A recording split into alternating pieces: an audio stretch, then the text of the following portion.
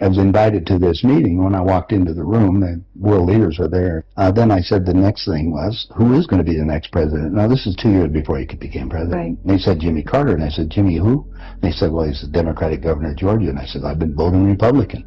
And Paul Volcker said, son, don't worry about it. We control them both. They said, will you sit down with Ted?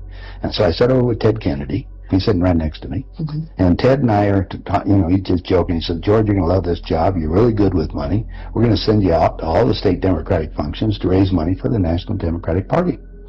And he said, you're going to meet some real foxy ladies. And just then, my daughter walked in. Mm-hmm.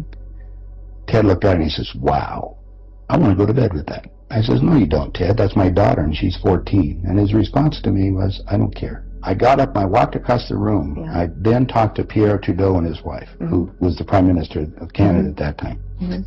And I'm sitting in front of them was a little half cigar box full of white powder.